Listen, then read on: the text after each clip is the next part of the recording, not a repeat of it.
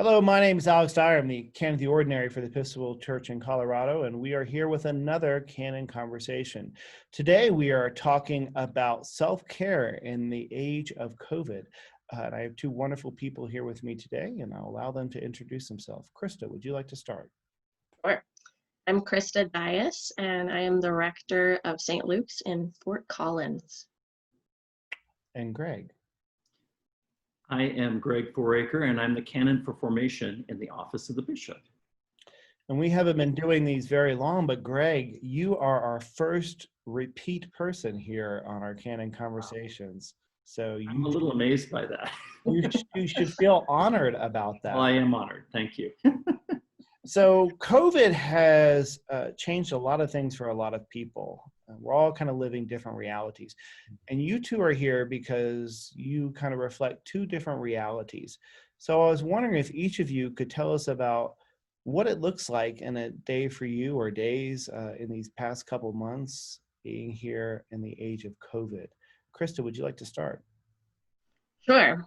Well, in addition to being a priest, a huge part of my identity is being a mom. I have two little girls who have both had birthdays in pandemic. They're now 6 and 8. And you all could imagine the ways that my life has changed in pandemic. I went from being a mom who could drop them off at school and go to work to being a mom who needed to take care of her kids and work at the same exact time. So that's a huge adjustment that's had a lot of blessing and also a lot of challenges. And Greg, what does your life look like these days? Well, I live alone. I don't have kids, and my partner is in Berlin. And so one way that we managed that and navigated that was through a lot of travel. And so that travel has ended for the time being. So I found myself in a small apartment in Denver, kind of adapting and making it work at a distance with those I care about most, but also trying to figure out some way to bring some rhythm, some modicum of normalcy, I guess you'd say, to the way the flow of the day goes. In Christian circles, sometimes we talk about a rule of life, and rule has a lot of connotations. So maybe even rhythm of life, or a way we kind of do things, and incorporates many things. And things have been disrupted in COVID. Many things have been disrupted in COVID, our normal ways of being, our normal rhythm of life. Tell me a little bit, each of you, if you could, share with me your rule of life or your rhythm of life and how that has changed as a result of COVID. So I'm glad to be a part of this conversation because I've been thinking about it a lot as our rhythms have all changed. I've looked at it as an opportunity to reevaluate my rule of life, whether or not I named it as a rule of life shift. It would be, because our rule is how we pattern our day, and the patterns of our days are changed no matter what in this time. So for me, I don't have a schedule that I've paid attention to exactly over the previous years, but I know that I need to pray regularly. I used to dance professionally, and so I know that movement is really, really a big part of my prayer life. And I know that spending time with my family is really an important part of my role. And at first, in the pandemic, I was having a harder time managing all of those things. I can remember plenty of times when I would be, like trying to pray and being interrupted by my kids and feeling frustrated by that. At first, I felt like it was a challenge to move because one of the ways that I have been moving lately is swimming laps. By lately, I mean pre-pandemic lately. And then the pool's closed. And so I had to really think about new ways of being. And I think that this has actually ended up being a really fruitful time for me because I've always felt like I needed to carve out different spaces for all of these different ways of being. Like there's mom time and wife time, and there's prayer time that's its own dedicated thing, and maybe movement time that's its own dedicated time, which is really hard to achieve actually when you're going to school and having to drop kids off and taking them to their extracurricular activities and needing to, leave to get to the pool and then take a shower after getting out of the pool and all of those different things, there's a lot of hustle and bustle.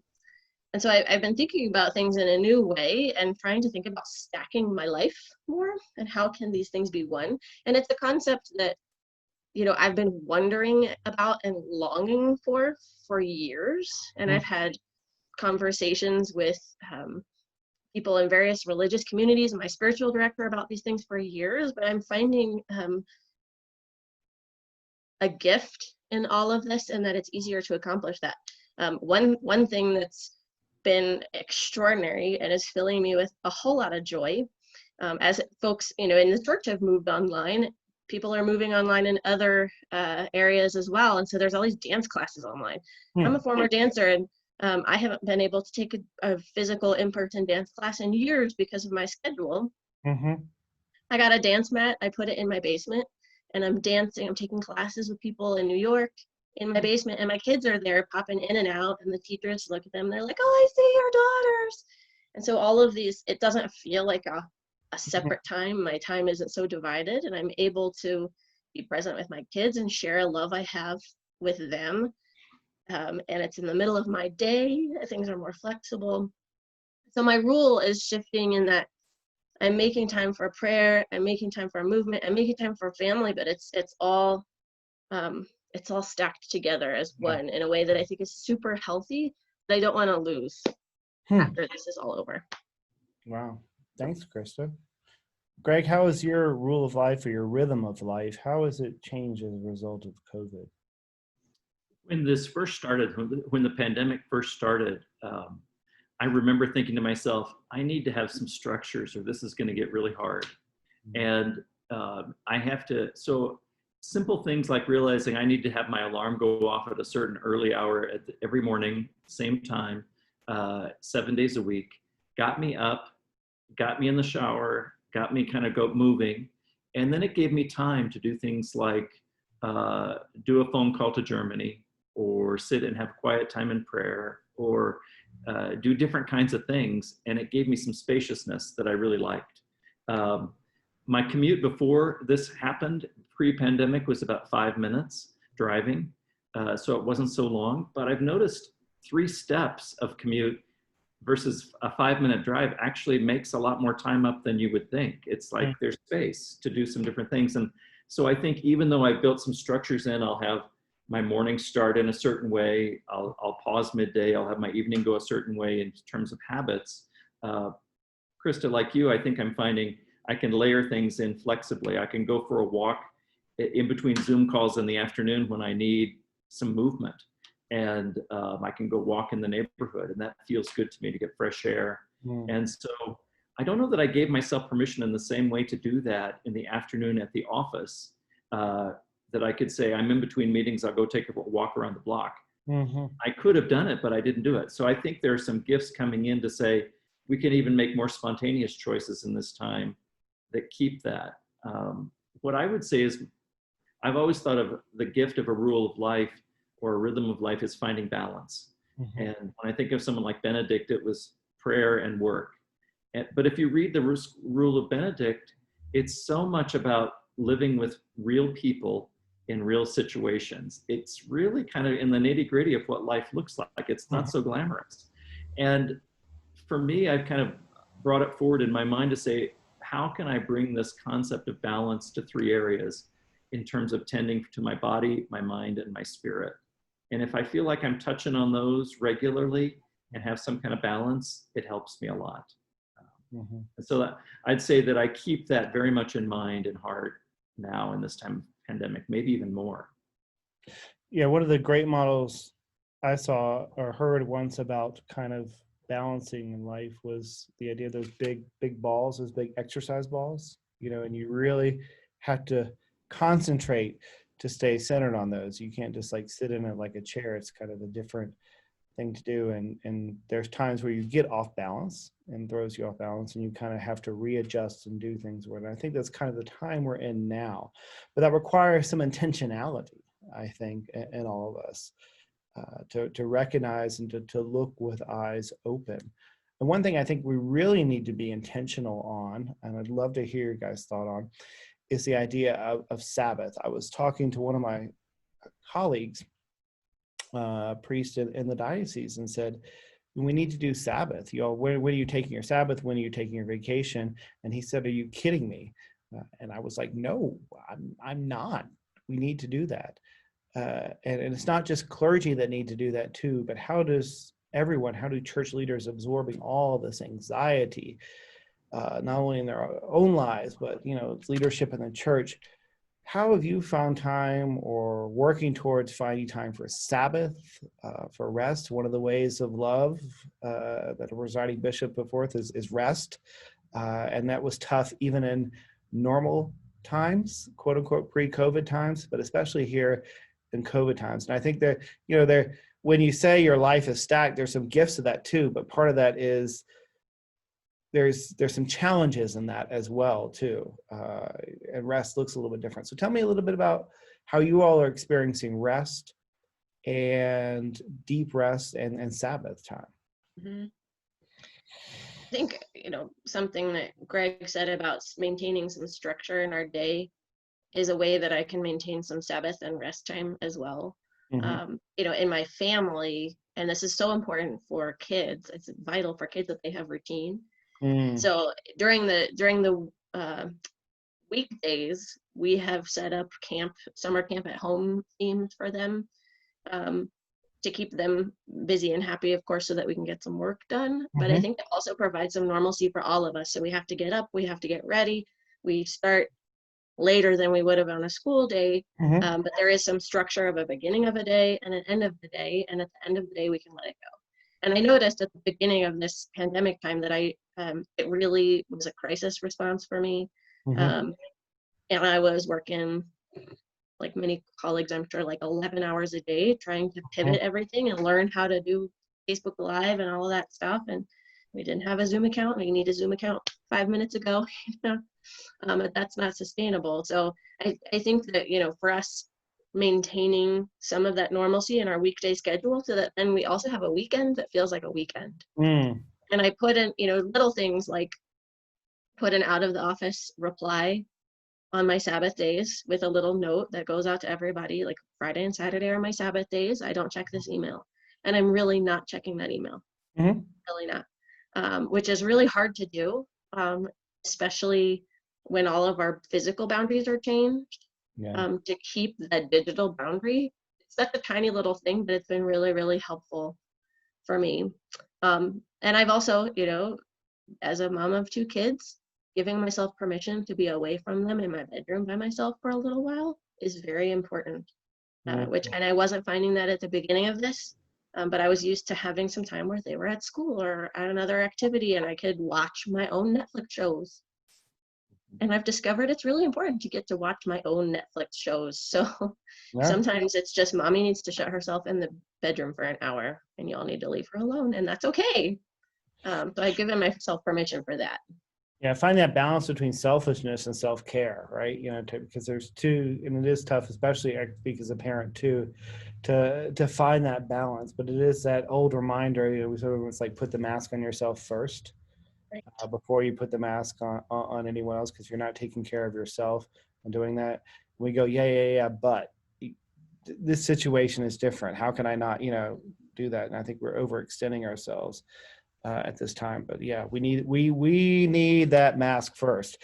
So absolutely, for sure. And taking vacation time is also, mm-hmm. I'm solo clergy right now. That is something I have struggled with. I have not taken a Sunday off since I started in my parish in December. And I know that, and I need to. So I'm taking a couple of weeks off. They're not concurrent weeks because mm-hmm. I feel like 2 weeks in a row right now is just too much. Mm-hmm. But I'm gonna let some of it go. And it will be really hard. Mm-hmm. Yeah, I hear you. Well, Greg, tell me a little bit about what Sabbath and rest looks like for you during this time. I appreciated, Krista, what you said. I also try to have the days that are the work days, so that the primary work days, I ought to say, kind of more structured, and then to give myself days off, weekends that have less structure. It's not always possible to keep work completely out of those days, but mostly I can do that, or for a good part of the time I can do that. so I try to, in a sense, schedule some things on those days that are fun things. And so that might be, I have a language teacher I work with that we've done for years, every 2 weeks in person. Or of course, we're now doing that on Zoom. So I get to go and work on either my Icelandic or my German on Zoom every other Saturday morning. And that is really a great thing to do. Henry and I, my partner, will do cooking together on our day off, where we will do it by FaceTime in the kitchens and have the same ingredients that we've created together. I'm doing it in my morning, he's doing it in his evening, but we have then meals for the next couple of days that we have shared together. And in a sense, from then on, are sharing those meals together. And that's been a really fun thing, that's just about doing something together. I also have tried to start getting out into Colorado. I feel like we're in this place that it's kind of the ideal place to social distance. And so last week I took a day off and went up to Roxborough Park, which is a beautiful place right on the edge of the metro area, to just have some hiking and walking in fresh air. And it made me realize that's important to do. Part of my challenge is to figure out how to do that and not have crowds where I go. But I think with a little research and maybe some creative scheduling, I can do that well, where I can find spaces to do that. I guess I'm struck at how important this is. Krista, you also mentioned how it was when it first started. We kind of went into first responder mode. And I think it was pretty amazing how everybody pivoted immediately. But it was a lot of work and it was exhausting. Now we're starting to realize this is going to go on a while. Yeah. And we can't stay in that same crisis first responder mode and energy and sustain ourselves. I can't do that for myself. And so I'm realizing my questions start to move to, so how do we be well in this over time? And how do we look out for each other over time? You know, how do we stay in touch so that we check in and say, how's it going? What helps? What doesn't help? All those kind of things. Well, and a part of, I think, a rule of life or rhythm of life too is building in, and this is probably not the best word, but accountability with that. You know, not accountability like, you know, you did this wrong, you did that wrong. I think grace and space is a part of that. Our forgiveness for ourselves and others. There was a time that I once, you know, centering prayer is not my thing. I've tried it a couple times. It's just not really my personality to know yourself. But one thing I appreciated about one time was talking the idea, the metaphor of when you get distracted, centering prayer is a practice where you just kind of do a mantra over and over again and come into a more kind of meditative space. But when you wander from that, not to jerk back, but the idea of kind of taking a feather and putting it on a pillow and just kind of drifting back to that. Because a lot of times I found in centering prayer, I'd be like, oh, no, I'm thinking about what I'm supposed to be thinking about. Whoop, whoop, back. And you kind of overcorrect like you are in driving is not good. You know, it's not a good thing to do. But to come back to that. So I think in our lives to kind of do that. So what structures, do you all have any or advice kind of on how we provide the care or whatever to do that? Because if left to our own devices, sometimes we can make excuses and justify and end up in a place that may not be that healthy. Yeah, well, I have always been a person who needs to schedule things in order to make them happen in my life, or I forget about them. And so I do need to carve out time specifically for prayer. So I have an alarm that goes off at 12:15 every day. And through the pandemic, the Taizé brothers have been live streaming their services, which they had not done before. And those of you who, you know, people who know me know that I've been to Taizé a bunch of times and I love it. And it's a similar kind of thing to centering prayer where you're singing a meditative kind of chant, a mantra over and over again. And that way of praying has been vital for me in this time because there is so much anxiety and my head has been spinning so much, worrying about the economy, worrying about my parents, worrying about, am I going to see my parents who live 40 minutes away, worrying about my kids, or, you know, there's so many things that we could be worrying about. And so to be really dedicated to pausing in the middle of my day and having that type of, similar to a centering prayer experience, where my mind, you know, if my mind starts wandering, the repetition of the prayers brings me back to the present. And then I do notice the indwelling spirit of God, the love of God, the joy of God pouring out inside of me and in the world. And I think I have felt actually more connected to that than I had before. Because for me, to be connected to that way of being in prayerfulness and centered on the presence of God that is working in us and through us all the time is the only way to survive this spiritually and mentally for me. So on top of everything else, to dig down into that prayer practice is really important for me right now. Greg, where's your accountability, for lack of a better word? I guess I like this. I'm not so comfortable with this phrase accountability. I like, how do we look out for each other? Yeah. And that's a much better way. I feel good when someone's looking out for me a little bit and when I'm looking out for them, and especially if we're doing it from a place of love and care. So for me, I have a great peer group that I've been with since seminary. And we have been, because we've moved in our calls all over the country, we've been meeting by Zoom for a long time before pandemic. And so one of the peculiar continuities in our relationships is that we're still meeting on Zoom. And the rest of the world now has joined us on Zoom, but here we are, you know? And so we've talked about a lot lately, how glad we are we've been together all these years, and that we've been through highs and lows and all kinds of things over the years, and can talk about just about anything. And so that gives us space, and we know each other really, really well. So that's an important one for me as well. Meeting regularly with my spiritual director, again, now by Zoom instead of in person. My therapist, same thing. I think that as one who lives alone, those external connections are really, really important. And so it's funny, when I think back pre-pandemic, this is not just the pandemic, every time I would move to a new call in a new community, the first things I think about is, where can I find a spiritual director and a therapist that can be a good fit for me? Because I'm gonna need them. Even though things are going good in the moment, what happens later when I really get under stress and I need that place to go? And then connecting with friends is the other thing that's important.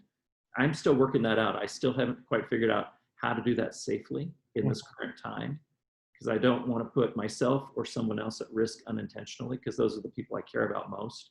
But trying to figure out what socially distanced connecting and gathering looks like, you know. And I think that's kind of one of my summer projects, is to do that, but to do that with some care and awareness of how to do that well. Yeah, I think we're all kind of searching for ways to feed our soul and to do things different, especially during this time. And I think we all crave that connection. I'm an extrovert, so it's, you know, I've actually done better with them than I thought I would do. But there's still, no matter what, there's still always that connectedness that we're kind of craving. Or so, and I think so. Anyway, well, we could talk about this for hours, and I thank you all for your wisdom and for your guidance in this as we navigate these waters of COVID-19 and what it looks like, and trying to find balance, trying to find rhythm in our life, trying to gift and care for each other. I hope we can continue to look out for each other out of a spirit of love and care. I'd love to see wardens and priests having conversations about mutual self-care and out of a place of love and care for each other, and all kinds of Christian leaders as we move forward, because this is going to be a marathon and not a sprint. And we need to kind of find new ways to be in this time. And when we recreate and reconstruct our lives from this, maybe take some of that stuff with us, maybe leave some of it behind. So, again, thank you all for everything you do and for the wisdom you gave us today. Be well. Thanks, Alex. Thank you. Greg. Bye.